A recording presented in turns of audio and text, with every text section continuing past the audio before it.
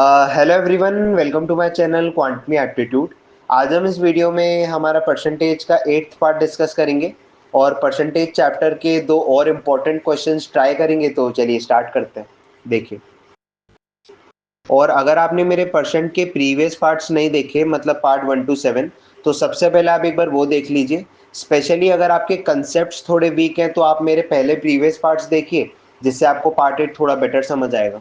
अब देखिए, a school staff consists of only teachers and administrative staff.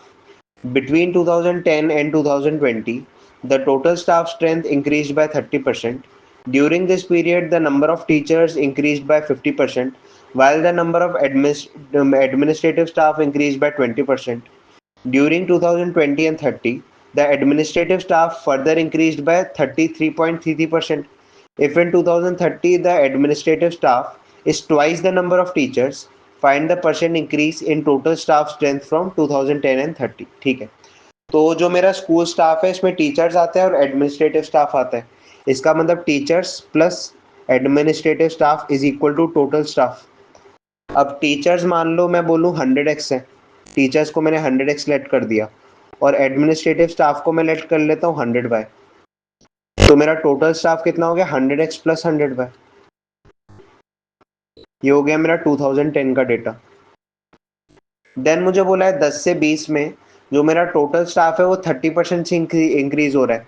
तो 100x plus 100y में 30% का इंक्रीज आ रहा है, मतलब 130x प्लस 130y हो गया, क्योंकि 100x 100y में दोनों में 30% का इंक्रीज आएगा ना। तो 130x प्लस 130y हो गया, जो कि है मेरा 2020 का डेटा। और मुझे बोला है इसी पीरियड में जो मेरे टीचर्स हैं वो 50% से इंक्रीज होते हैं और एडमिनिस्ट्रेटिव स्टाफ मेरा 20% से इंक्रीज होता है। तो टीचर्स 100x से 100x में 50% इंक्रीज करोगे कितना आएगा? 150x। और 100y में 20% इंक्रीज करोगे तो 120y। अब आप ये सॉल्व कर लो, आपका x और y का रिलेशन आ जाएगा।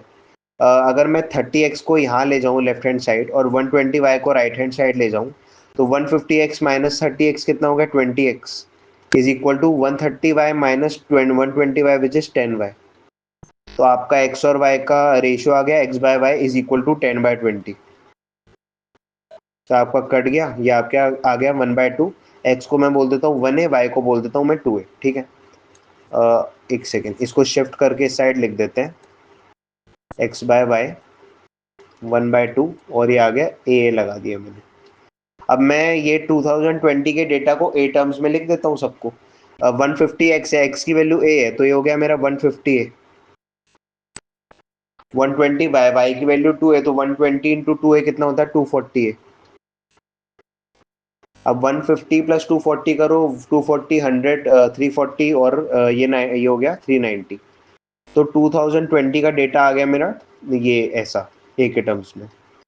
देन मुझे बोला है 2020 से 30 में तो जो मेरा एडमिनिस्ट्रेटिव स्टाफ है वो फिर से इंक्रीज होता है 33.33% से। मतलब अब एक चीज़ बताओ, अगर मैं किसी भी चीज़ में, इसका फ्रैक्शन होता है मेरा 1/3। अगर मैं 1/3 इंक्रीज कर रहा हूँ किसी चीज़ में तो उसका मैं 1 प्लस 1/3 कैलकुलेट कर रहा हूँ, मतलब 4/3 कैलकुलेट कर रहा हूँ। तो 240 ए का 4/3 कितना होता है? आप इसको कैलकुलेट करोगे आ जाएगा आपका 320 है। तो ये मेरा हो गया 320 है 2030 में। और मुझे एक और चीज़ बोली है, जो एडमिनिस्ट्रेटिव स्टाफ है 2030 में वो ट्वाइस है टीचर्स का। मतलब ये 320 जो एडमिनिस्ट्रेटिव स्टाफ है ये ट्वाइस है टीचर्स का। तो टीचर्स मेरा कितना हो गया? इसका हाफ विच इज 160 है। तो अगर मैं 2030 का टोटल स्टाफ निकालूं कितना आएगा? 320 प्लस 160 विच इज 480। देन मुझसे बोला है find the percent increase in the total staff from 2010 to 2030। ठीक है, तो 2030 का मुझे टोटल मिल गया, 2010 का मैं निकाल लेता हूँ। 100x प्लस 100y, x की वैल्यू a है तो 100 है, y की वैल्यू 2a है तो 200 है। 100 प्लस 200 कितना आएगा? 300 है। तो 2010 का टोटल आ गया और 2030 का टोटल आ गया। अब मुझे परसेंट इंक्रीज पूछा है तो कितने का इंक्रीज है? 180 ए का इंक्रीज है ऑन द बेस ऑफ 300 है इंटू 100। ठीक है, आपका ए कट जाएगा, 0 0 आपका ए कट जाएगा, ये आपका आ गया 60%। तो मेरा ए परसेंट इंक्रीज कितना है? 60%। ठीक है, तो ये इजी क्वेश्चन था, बट अगर आपको ये कैलकुलेशन नहीं समझ आ रही और यहाँ इशू आ रहा है समझने में, तो आप एक बार प्रीवियस पार्ट्स अच्छे से देखिए, क्योंकि अगर आपने प्रीवियस पार्ट्स कवर करे होंगे तो आप ये खुद ही कर लोगे, मतलब आपको कोई इशू नहीं आएगा इसमें। अब एक लास्ट क्वेश्चन और देखते हैं, जिसके बाद हम रैप अप करेंगे इस वीडियो को। A farmer initially owns 50 sheep. Every year he sells K sheep. By the end of the year, the remaining sheep population grows by 25% through breeding.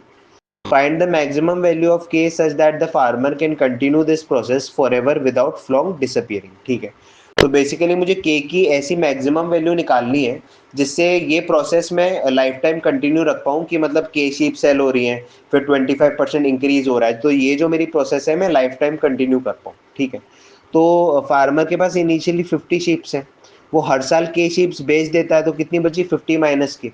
Then मुझे बोला है कि 25% ब्रीडिंग से इंक्रीज हो जाता है, मतलब 1/4 इंक्रीज हो जाता है।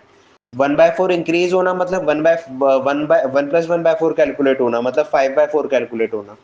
तो ये आपका ये आया 50 माइनस के, इसका 1/4 इंक्रीज किया, मतलब 5/4 कैलकुलेट किया।